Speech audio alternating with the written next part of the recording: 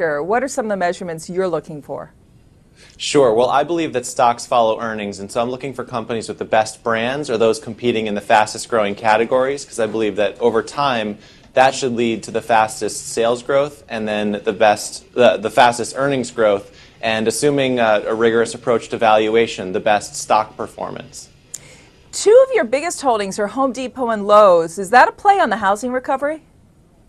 Well, you could look at it as a play on the housing recovery. I really am focused on bottom-up fundamental analysis, and so those two companies do fit my profile. They do have great brands, and they have housing exposure. And from a category perspective, housing is certainly getting better, and it looks pretty good the U.S. housing recovery. Does look like it has some momentum. So that story's not been entirely played out yet in terms of those holdings. Well, we'll see. They were certainly big positions at the last. They certainly were big positions at the last time my fund holdings were reported, and I think that the data continues to get better. You also hold a couple of tech names. They're always the tech / retailing names: Amazon, Priceline.com. How is that space doing overall? And is that the space, the online retailing space, is it really dominated still by a couple of big names?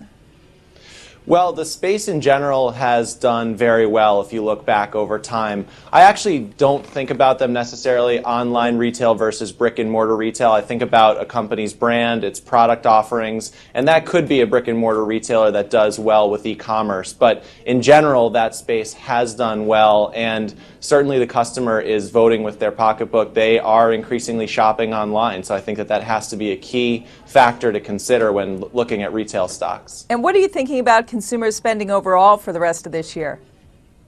That's a great question, and it's something that I pay attention to, but I'm a lot more focused on stock-by-stock analysis. There's one thing that I think that's really exciting about investing in consumer stocks and retail in particular, and that is that I think that there are exciting opportunities to make money in any environment, because if you think about brands, you think about products, there's always something that's really popular with consumers, or always products that consumers aren't liking as much. So while I am looking at the macro factors, I'm also just looking company by company, who's doing well, who's gaining momentum, and is that priced into the current stock price?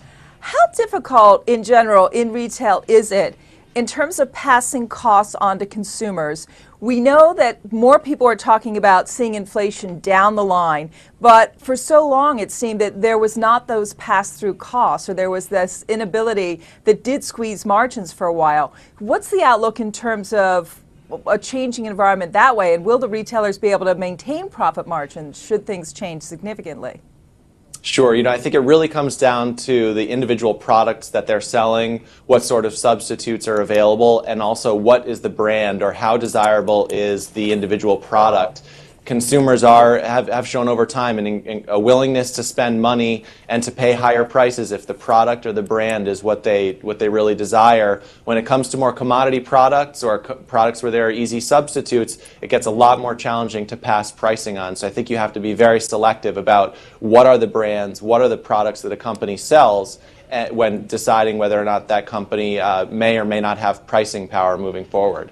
So who might be a retailer that really exemplifies the brand story that you've invested in the past? Sure. If you look at my top holdings, some great brands in there that I would consider would be Limited Brands, which has Victoria's Secret. Nike is another one in there, and also retail concept TJX Companies has some great brands. They're stores, but those are names that consumers associate with great products at good values. How tricky is investing in fashion overall, some of the fashion retailers?